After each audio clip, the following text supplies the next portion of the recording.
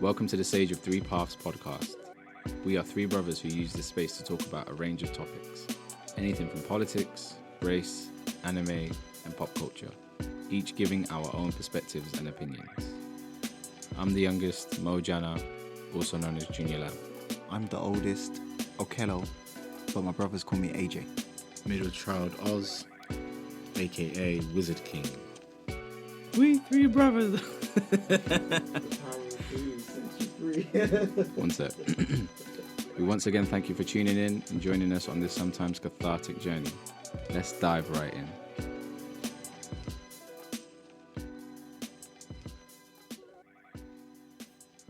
I am the devil man. Yes. Yes. My brother them. How the body? Yeah, you good? Yeah, the body fine. Body well. Holidays coming up. I know it's been pending for a minute. Yeah. You know the idea of holiday during this period of time and lockdown is so important. And taking a break, taking a break. And it's hard to do that when you're maybe working from home or, you go from sofa to desk to sofa. Or for some people, you go from sofa to, or maybe just stay in bed and you're doing your thing there. Yeah. Either way, it's really important to kind of have that separation and taking that break. So I'm really, really looking forward to, having a bit of a difference in my routine, being able to maybe go on some walks a bit more, get a bit more fresh air. Yeah. That's interesting. Like, my question to you would be, what are you going to do with your holiday during lockdown? But go for walks. Cool. Yeah, go for walks and actually just do some me things, Actually do some me things. Maybe, try and exercise more. I have the majority of, I have all of my day, the whole time. So just utilize that time, work on some things that I personally want to upskill in. It's not so much focused on, I have to do, or this is the work that I have to do, or this is consuming this amount of time in my day. I actually have the ability to, have ownership of that and really do the things I want to the most or to the best of my capacity. Yeah, that sounds good. And lots of reading. Good. Yeah. Got to get your pages up. Yeah, I'm trying to build a whole collection of books. Are you going to read them before you put them in the bookcase? So then over time you see the progression of the books you have read, the knowledge you've gained over time. That bookcase will grow alongside with you? Or are you just stacking them up because it's... No, I think that's a nice... That's the purpose of a bookcase. Yeah. Just put the books there. Cool. Yeah. I don't know if I'm plain and simple with it, but... I tried to deep it too much. That's what I'm doing. No, but that does sound cool. It is a cool thing. That's not what I started on my journey with my bookcase. I'm just building up. But yeah, I've basically been reading a couple. I'm just sporadic, man. So yeah, I start reading and I get halfway through one, and then it's like, oh, I've got this other book, and it's like, okay, let me start this other book, and then I start getting into a couple pages, and then I maybe flutter back and jump forward. But there's one that's like a core book, and it's a diary, and that one I'm doing every single day. What's the name of the book? You've put me on the spot here. It's, I think 300 and... Do you know what? Let me get the book. Let me get the book so I can tell you the actual facts. 1 second. No, everyone's leaving the microphone. What's going on? I did have a phone call from Dad, if that is a good enough reason. Dad calling you at 10 o'clock? Yeah, well, I forwarded Dad the message I just received. Okay. Thank you for... Oh, yeah, cool, yeah, sorry. I thought you guys were having a conversation about something. I heard Dad. So this is the Daily Stoic Journal, 366 days of writing and reflection on the art of living. It's by Ryan Holiday and Stephen Hanselman. Sorry, my girlfriend's German, so every time I see those letters coming, the German in me tries to come out. But yeah, it's basically a diary, a Stoic diary, And yeah, every day you just go through and you have reflections in the morning and the evening. Yeah, just really looking inward, asking yourself questions normally that, I don't know, you wouldn't really ask yourself. So it's really insightful, powerful. Perhaps some examples of what questions, some more introspective questions that they're asking. Yeah, one of them, okay, I've just opened it on a random page, but one of them is, am I protecting my time and attention? Another would be, who is my role model and why? Do I appreciate this mind that I have been given? So some pretty introspective stuff that you wouldn't necessarily ask yourself, or people wouldn't maybe ask you. So it's nice to have that time to have thoughts about those things. Yeah. Do I appreciate the mind I'm given? Are you given your mind? Or is that something that you earn and craft over years? Now, do you know what? Well, let me read the yeah. Stoic Diary, and I'll do my own introspective thinking. Yeah. I think maybe you're seeing it on a level of, this is just a question you ask yourself in the morning and in the evening, right? And you have to write something down. So it's more so try and figure out an answer that you have in yourself. And then use that as the reflection, but it's good that maybe that's a topic that you came out, you've just had that question and you've been thinking, what would I think or what would I write about it? That's exactly what the purpose of the book is for, to actually trigger those thoughts that you have in your head, maybe come across or ask questions to yourself that you wouldn't necessarily ask. Yeah, dope. What are you reading, AJ? No, at the moment, I'm not reading anything at all. He's reading Reddit. You're a Redditor now. What did they call I was going to say, is that what they call There's themselves? a community or something, right? What did they call it? Do you know, I've completely forgotten. Oh, that's it. If you're not in well, the club, I'm cool with Redditors. in the tree, part of the tree. If you're not in the club, Yeah. they're not going to let you know. Even their names, we don't know. Do you know how funny it is that I've been trying to tell this guy, yo, Twitter or Reddit is your platform. I don't know why you're on Facebook. Obviously, guys, how I feel about Facebook. And this, I've been trying to get, listen, please, listeners, I've been trying to get my brother to actually engage in social media in a way that I think he would really be able to enjoy it. Right? I have his best intentions at heart, being his brother and I guess knowing him for the whole entirety of my life. And he's always been like, nah. Okay, Reddit. I think Reddit is the perfect platform for you because I'm firing I'm giving him cases. What does he do? Nah. Now what? I'm not reading at the moment, but I'll be on Reddit. This guy's telling me or sending voice notes of stories that he's heard from Reddit. That story you sent earlier, I'm pretty sure that was from Reddit, right? Yeah. Of course it was a from wild Reddit. story. Yeah, that was wild story. Can you summarize what that story is for our listeners, please? Because it was quite long and I did listen to the whole thing, but yeah, there was many moments where I was thinking, Nani? I mean, the video is essentially about some teenage boys who trade pornographic DVDs amongst themselves. They attend the same church, and one thing leads to another, and one of the boys ends up getting a sex tape of one of the pastors in the church, and who they originally thought was his wife in the sex tape, but they later watch it and it's revealed that it's not his wife, it's some other woman.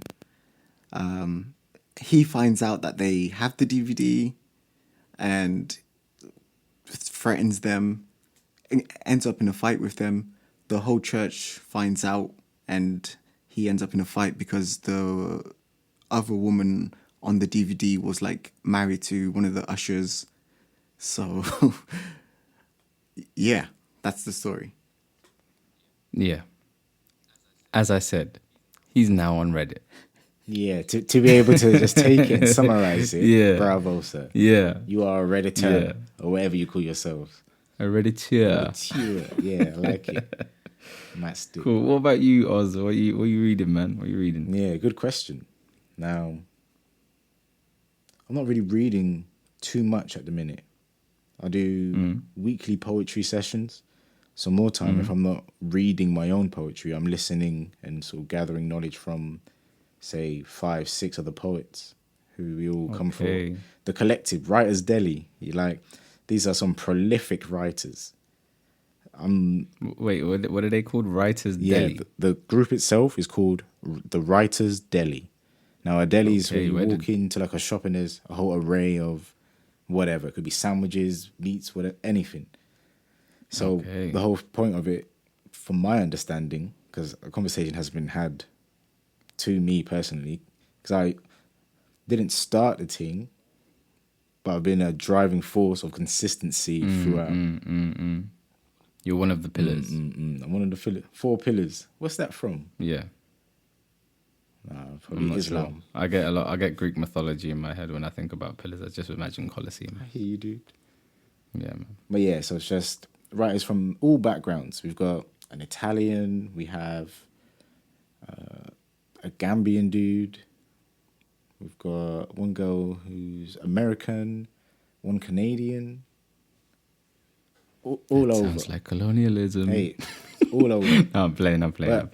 Shout out to the Deli group. Yeah. Shout out Writers Deli. But like the sessions we have, you go in empty-headed, completely empty-headed, and then someone, predominantly myself, but other people in the group can do it as well, give us prompts.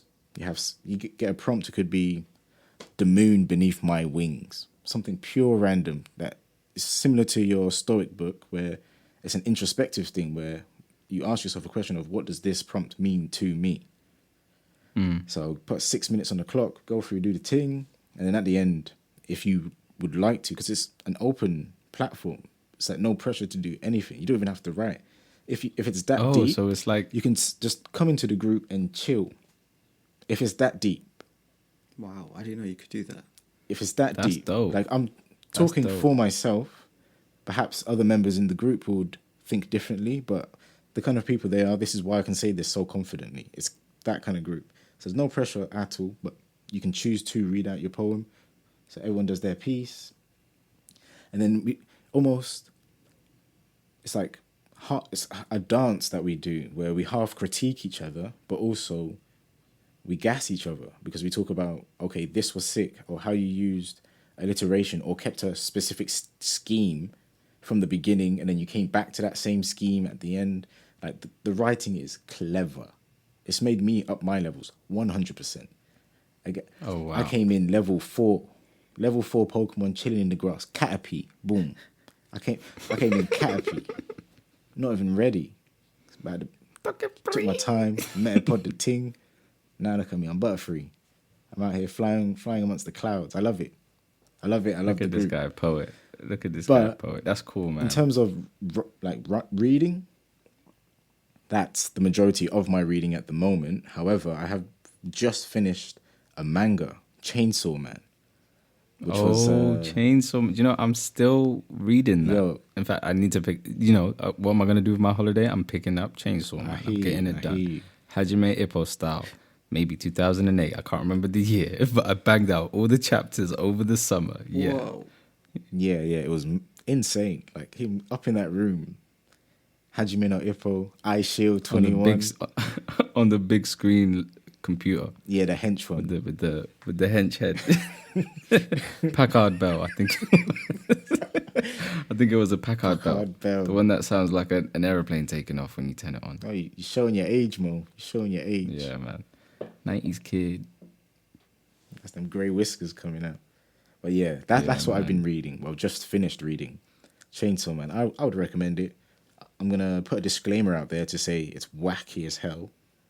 And if you read the first chapter and you can guess the beginning, bravo to you. You are perhaps an undiagnosed mental patient. Do you mean guess the end? Is that what I not said?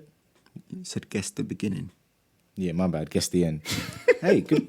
Oh, we good got save. we got the police good in save, here. Good save. I'm out here saying got I'm the the police in wordsmith. here. This guy just sliced me down. All right. Yeah, Thank you very much. He's trying to do the dance. He's trying to do the dance. We all here. That's what we do, man. That's how we move forward Writers in Deli. life. Shout out Writers Deli. That's cool, man. How can one get involved with the Writers Deli before we move on? Because I've maybe walked in on one session you've had and just said hi. But it's the first time I've actually heard a breakdown of what goes on, and it is very, very interesting. Not to say that I'm a wordsmith myself, but I do like the And arms. even if it's a case I of find just that beautiful. coming in and being able to put your laptop or whatever device you're using on the background with that on, it's like you're just having poetry around you. I think that's just pretty be in cool. the audience. Yeah, that's pretty cool. I would. It's better than watching TV, Yeah. I hear that. Well, we're going into an age where here we are creating a podcast because audio now is becoming so much more popular than the video aspect of media. That's still there. That's still a giant, but more and more people are trying to find ways of getting off the TV. Stick on a podcast. But yeah, I hear you. So in order to get involved, like we don't have any specific channels set up in order for you guys, for anyone to participate. However, what I will say is if you contact the Sage of Three Paths Pod at gmail.com or come to us on the socials at 3_sage, 3 spelled THREE. Just drop us a message, then we can tell you the details of what's good. Because more time it's going to be in direct contact with me or my secretary in order to sort out the channels in order to get it sorted. Yeah, I hear you. So it's kind of like a group that is kind of protected as well. It's not just, any Tom, Dick or Lucy can come in and 100% mess with the feng shui. Like when I speak very highly of these people, I have a lot of love for these people in the group as well. Now, if you're coming with ill intentions or you're not going to come correct or you're moving sideways, don't bother. Just listen to the podcast and that's it. Don't come to the Writers Deli as well. But if you do want that enriching experience, you do want to hear prolific writers. Like, I can't stress to you, I've recorded one session. Perhaps I want to talk to them in order to get that footage out in the world. But just amazing writers. Sick, man. So calling out all the artists that I guess I know, you guys know, all the creatives I know that you guys know that will be listening. And, if you're looking for a safe space, hit us up on the socials or the email and we'll get Wizard King over here. He'll do a little inspection. If the energies are right and you're good, you can just slide right in audience or, you can maybe be a participant. That sounds cool. I would love to come to the next one, definitely. Cool, man. Again, I'll tell you, it's weekly. I'll just drop you a message and see what's good. Or maybe I'll put it on the Twitter so the world knows. Start using social media. Cool, man. So I think there's one question I have about poetry. Again, this is something I'm not truly versed in, in terms of doing it in a group form. I tend to do a lot of my creativity in isolation. I know there's some sort of myth when it comes to poetry nights and when you're doing it. I know you were saying you guys kind of do a dance. Is clicking a thing or is it clapping? Do you guys do that? It's a mixture of both. I encourage clicking because that's smooth, part of the man. culture that's for some me. Smooth stuff. That's clicking. part of the culture. Yeah. Like even on Zoom or whatever online platform we're using, it's all clicks, man. Has to be. Authentic. Love it. Yeah. Shout out to the Writers Deli. Shout out, man, like Sage, who's part of the Writers Deli. This guy is one of my favorite poets. Period. Wait, there's a guy called Sage? There's a guy called Sage. Why is he not on the podcast? Get him on the podcast. I've already said man. it. What? There's a guy. I've said it to both of you. I said, there's this dude I know. His name's Sage. He's a high-level conversation dude. Okay. And he knows he's sugar. I'm telling you. Does he know he brown sugar too or just... Blood is a Gambian dude. Okay, bring him on the show, man. Come on.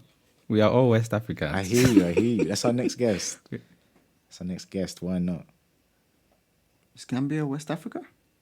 Oh, hell yeah. Yes. Hell you're yeah. right, you're right. Come on, bro. Mr. Atlas out Technically here. kind of descendants. No? I'm sure we go up to, because it's not even far from us, man. Yes, do you know, I was thinking of something totally different. I see it now. It's north of us. Yes. North of Sierra Leone. Yeah, I remember. Yeah. We eat a lot of we share a lot of the same cuisines, I'm aware. Like, that's why Tamzi is always at, my friend Tamzi, that's why he's always at Grandma's house. There was one time he sent me a video and he was there. This was when I was living in Leeds. He sent me a video, it was like, just checking in at Grandma's. I was thinking, what? like, what the hell are you doing? This guy's eating plasas, chilling, and he didn't even tell me. Grandma didn't tell me, I just got a video. But yeah, we brothers, us in Gambia. Mo, I actually wanted to talk to you about recent events in the UK where the government's trying to pass some laws that will ban protesters. Oh boy. Yeah, I actually wanted to talk to you about that. But as you're aware, I got a message earlier on today from the baby mom. So I got the baby mama drama. Yeah. And yeah. I just want to get your thoughts. I tell you how I feel.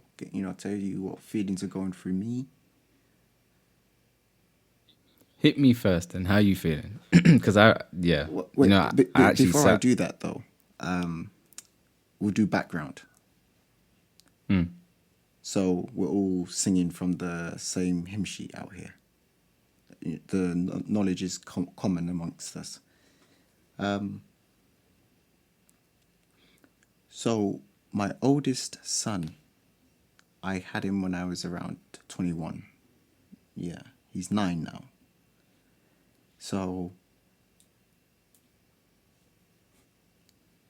his mother and I, as my brothers know, we didn't have the best relationship at all. It was probably the worst experience of my life. And I don't mean that to insult her or anything like that.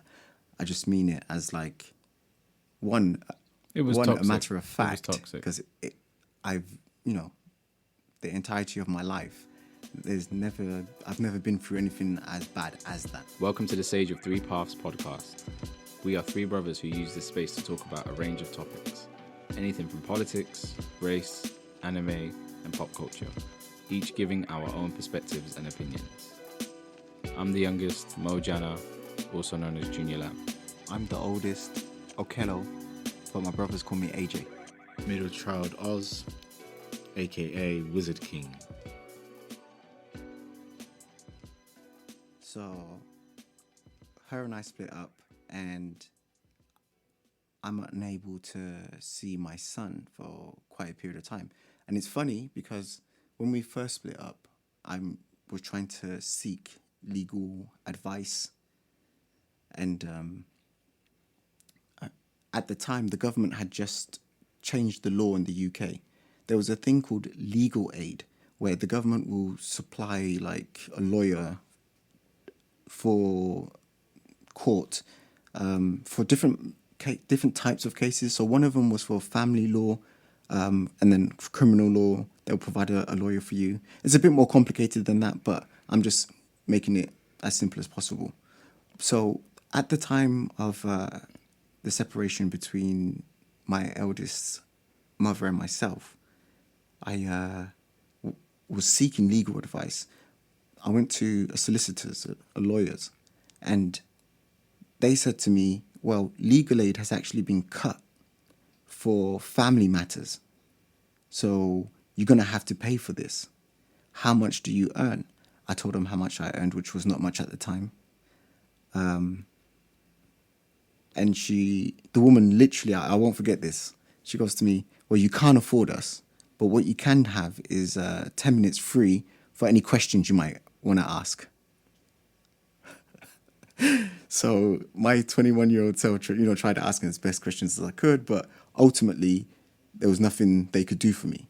And I'm completely unfamiliar with the legal system. I'm 21. What do I know about the legal system? So, I decided to go to uni, study law, and take the case on myself, represent myself. So, go get my law degree, equip myself to be able to go to court. So, I did that.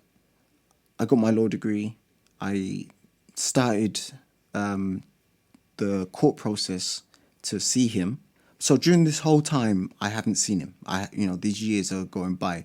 1 year, 2 year, 3 year, 4 year. I haven't seen him or had any word from him at all. And I'll tell you what, my greatest fear, one of the reasons why I didn't like to return to our hometown, and I avoided coming to our hometown as much as possible, because I had this deep fear of walking down the street and walking past, my son and not knowing who he was at all. Like, just walk straight past him like he's a stranger to me. So, yeah, during that whole time, I don't see him at all. And you was trying, right? I had made a few attempts at communication. I had sent letters because I still knew the address. That's the only form of contact I had with her at this point. So I start the court process in my final year of uni because I've actually finished the module for family law. So I'm more equipped. I know what to do. I know how to do things. I get the ball rolling. Long story cut short, I end up winning the case. So I can now see my boy. And, it took 5 years. And that was the first time I saw him. And oh my God, when I first saw him, like, I just burst into tears. It's like, man, my life was so... It had a hole in. I had a hole wherever I went. Like a hollow from Bleach. I had like this hole in my chest for the entire time I've been unable to see you. But I guess I must add, because this is important, before I did start the court process, just before, she reached out to me. So I had sent a couple of letters to her over the period of the 3 years. And then on the 4th, going on to the 5th year, she reached out to me. And I obviously jumped on the opportunity, and that's where I got to see him. And so as I was going to see him more, through her though, this was like, courts weren't involved at all at this point. I was only able to see him through whatever she said was acceptable. So it was like public places, and she would be walking behind us wherever we go, whatever we were doing. She was like just always there, watching over us, seeing what's being said, which, these were similar issues from when I was dating her all those years ago. It's control. She has to be in control. And again, it's not like I'm speaking bad about her. I really couldn't care less who she is as a person. It means nothing to me. But it's something that I can clearly see. So this happened a few times. I think I got to see him 3 times through her. It may be a bit more, maybe a bit less. I can't remember exactly. But it got to a point where she's trying to be silly with it, and her mother is the one who's pushing it forward. And I there was one time I got to see her, which was through without the courts, it was through her, where it was actually her mother. Her mother brought him to the park to meet me. She sat down and chilled, and it was the first ever time Kenzo and I had alone time. The first ever time. So it was the first time me and my boy got some alone time. But I remember her mother said to me, that first time I got to be alone with him, it's the same day the same visit, she goes to me, I don't know why you haven't taken her to court. Wait, her mum said Her that? mum said that to me. Oh, wow. So, for me, court, especially after my first experience, I kind of felt like if her and I can make things work, like she's reached out to me, it's been all these years, we're totally different people. This is my thought process as this is happening, It's like we're totally different people, we're adults now, we can try and work together and, do what's best for him. So I thought. And through our own experience when our parents split up, it was a case of we saw dad go through the court process, and we saw mum in some situations where the court order couldn't be carried out. We've seen it. We've seen how it can be useless, and then they'll tell you to go back to court.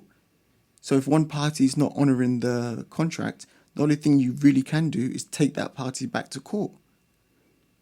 And, okay, fine, you go back to court and you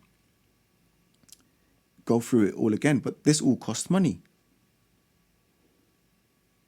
So if she's willing to work with me, then I didn't want to go court. But when her mum said that to me, I thought to myself, do you know what? I am actually in a position, I'm not the same 21-year-old out here. I've leveled up, especially for this. So I took her to court. The court happened, so many wild things. Like, it was the wildest court case. She missed like 8 court hearings. She missed 8 court hearings. And like, the court hearings would be in our hometown where she lives.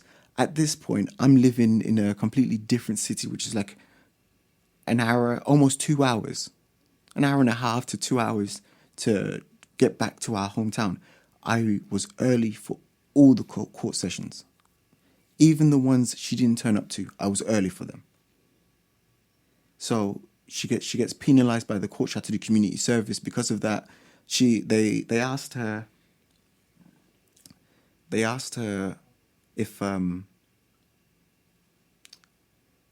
they asked her the reasons why she wasn't coming to the courts, and she gave numerous reasons, but the judge was like, nah, you're full of it. We're giving you community service. If you continue to do this, then the consequences will be more severe. So she did a community service. At the time of court, obviously, my wife was pregnant at the time. So I was going through the whole court process while my wife is pregnant. And shout out to the wife. She's been an absolute rock. So... yeah. Big sis holding it down. Shout out to the wife. I got nothing but mad love and time for you. So I tell the courts that my wife's pregnant and I'm not going to live in a world where I have 2 sons and they don't know each other. I'm not doing that. That's where I'm drawing the line. So all this is happening. The most important thing for me, it's the reason why I'm here, is so I can be a father to Kenzo. I didn't have a parental responsibility over him. I wasn't on his birth certificate. Like, I had to fight in court for everything. Some of the accusations she made against me in court. She even did this thing of ending up where there was a barrier between us. They would put a wall between us so I couldn't see her. It's like, are you for real? Anyways, I'm glad the judge saw through her entire act. The judge slapped that away, gave her the community service. I ended up having parental responsibility, and I also ended up with my boy being able to come stay over at my house on the weekends fortnightly.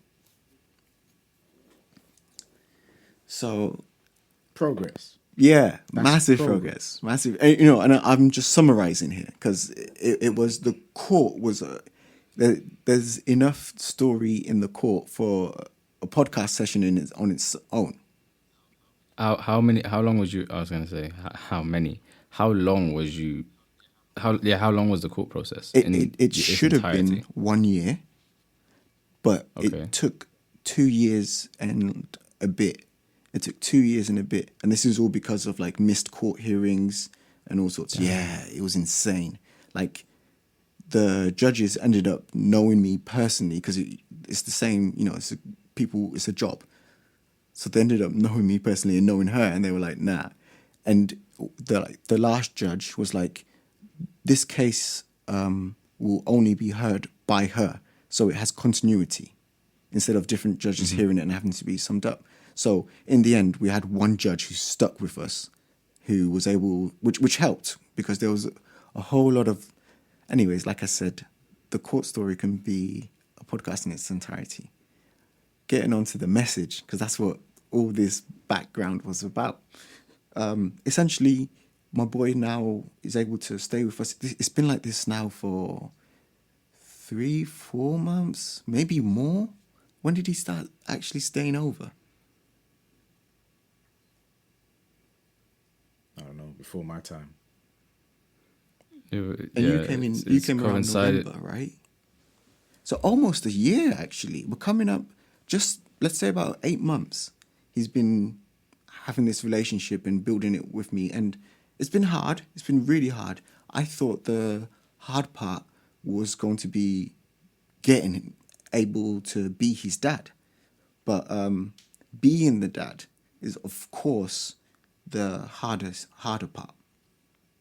And there's progress being made there, and that it makes me super happy to get to know him, and him to get to know me, and learning about each other, and I'm able to teach him so much stuff. It's great. Like I was helping him with his maths homework the other day, and he was doing equivalent fractions. Now I ain't gonna lie to you, I didn't remember what equivalent fractions were at all. So I said to him, I don't remember equivalent fractions at all. Let me watch a quick video. So I put this like 4-minute video on for he and myself to watch. We watched it. I figured it out. I was like, okay, cool. I know what's going on. I went through the video with him. Like I broke it down so he could understand it. And then we did the homework. And as he was doing the homework, because we had gone through and he had learned not a better technique, but learned a deeper understanding of how it works, he smashed it. He absolutely smashed it. And then it got to a part, because the homework split in 2 parts. It's split into, the first part is 10 questions, and the second part is 5 questions, which are more challenging. And as we're like halfway, like we absolutely blaze through the first part. He kills it. Then we look at the second part, and he goes, I've already figured out one. And I looked at him, I was like, I've already figured out one as well. And then he just absolutely finished it, and he's going, yeah, the hard part. And I'm like, yeah. So that's dope. Progress is being made. It's tough road, but obviously that it was always going to be a tough road. So that's great. The living situation in the house right now is myself, grandma, Oz, my wife, and my 1-year-old. Right? So a bit tight, but everyone's got their own space. My wife, myself, and the 1-year-old, we have our own room. Oz and his boy, they have their own room. Grandma has her own room. And for Oz's room, there's the double bunk bed. So the bottom bed is a double, and the top is a single. But it's a big room. All the rooms are quite big, so everyone's got adequate space.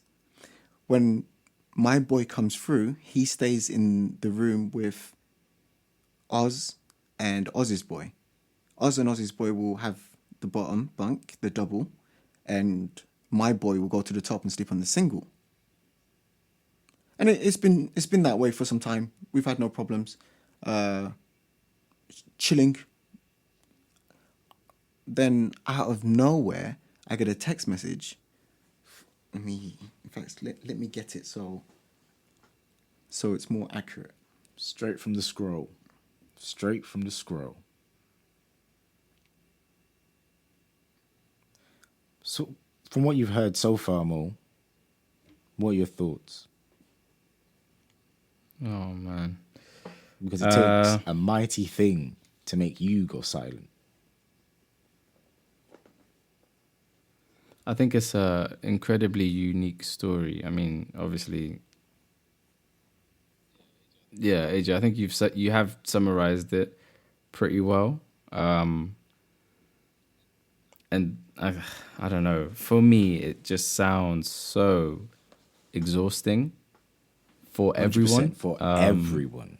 For everyone. For the mother, for yourself, AJ, and for the boy.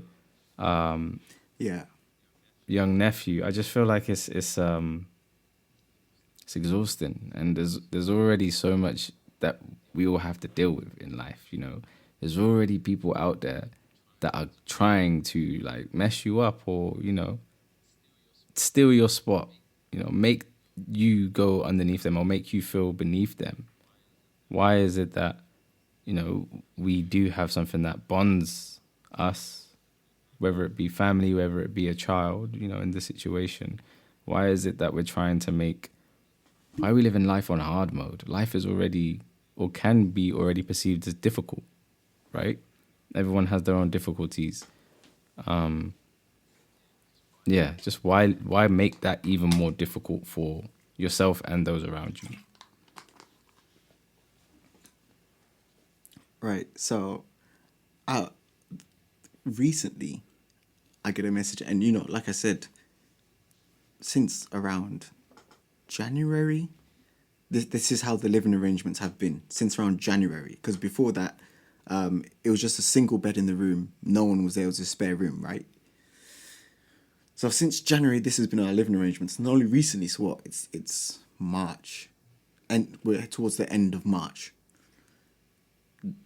I get a message saying, "Hi, has our boy been sharing a room with your brother?"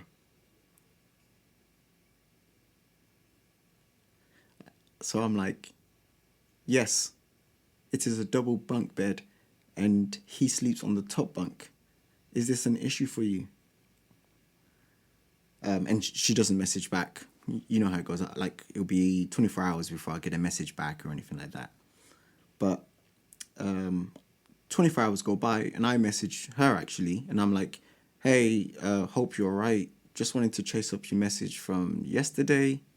Please, could you give me your thoughts and opinions on this, as I would like to accommodate our boy the best way possible. And just to add on, in my culture, sharing a bedroom is completely normal. So I understand it if this is something new for you.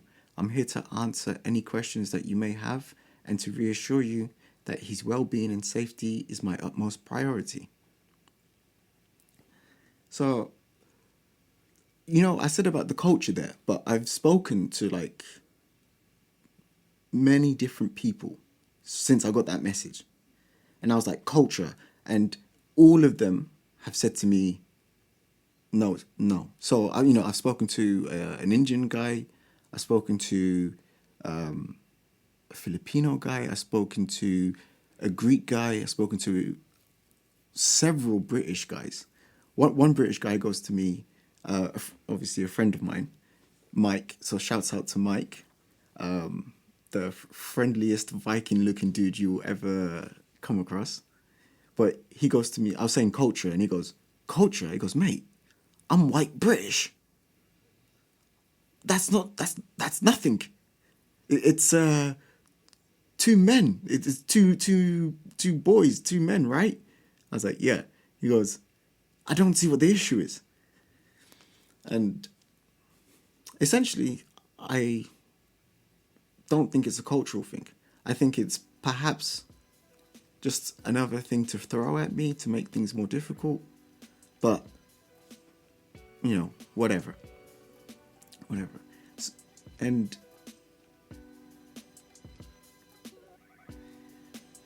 I guess I won't go on too much. Because I've already obviously gone on a lot. And I just wanted to talk really to try and... Because I just got a message from her which...